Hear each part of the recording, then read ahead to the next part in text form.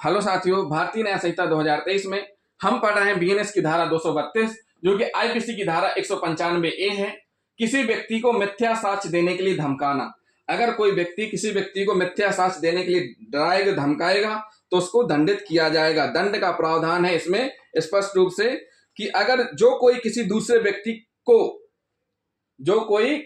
व्यक्ति को उसके शरीर, ख्याति या संपत्ति को, या ऐसे व्यक्ति के शरीर, ख्याति है जिसमें वह व्यक्ति हितबद्ध है या कार्य करने के आशय से कोई क्षति करने की धमकी देता है कि वह व्यक्ति मिथ्या साक्ष्य दे, तो वह दोनों में से किसी भांति के कारावास, जिसकी अवधि 7 वर्ष तक की हो सकेगी, जुर्माना दोनों से दंडित किया जाएगा। मतलब इसमें स्पष्ट किया गया है कि जो व्यक्ति जिसकी अच्छी ख्याति है मार्केट में, या जिसकी संपत्ति है और उसके शरीर को भी नुकसान पहुंचाने की धमकी देगा। मतलब देखिए, आदमी का नाम होता है अच्छी गुडविल होती है और उसकी संपत्ति, प्रॉपर्टी होती है। नंबर तीसरा, स्वयं शरीर।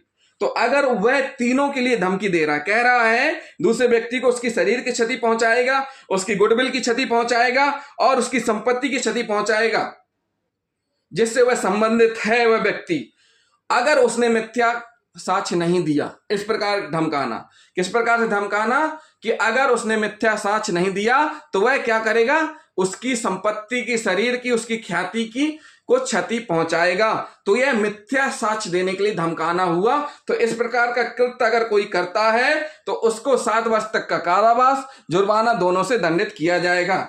यदि कोई निर्दोष व्यक्ति उपधारा 1 में निर्दिष्ट मिथ्या साक्ष्य के परिणाम स्वरूप मृत्यु या 7 वर्ष के से अधिक के कारावास से दोषित और दंडादेश किया जाएगा। मतलब कोई निर्दोष व्यक्ति है, उसको भी डरा धमका करके फंसा दिया गया। मतलब कोई निर्दोष व्यक्ति के खिलाफ झूठी साक्ष्य दिलवा दी गई, मिथ्या साक्ष्य डरा धमका कर दिला दी गई कि अगर जो गवाह है उसने अगर निर्दोष व्यक्ति के खिलाफ मिथ्या साक्ष्य नहीं दी तो उसको, उसकी संपत्ति को, उसकी गुडविल को नुकसान, क्षति पहुंचाएगी। तो इस प्रकार का कृत्य किए जाने पर उसको, जो कोई धमका रहा है, उसको दंडित किया जाएगा।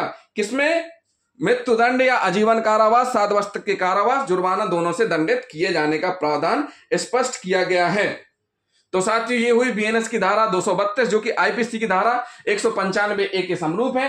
किसी व्यक्ति को मिथ्या साक्ष्य देने के लिए धमकाना।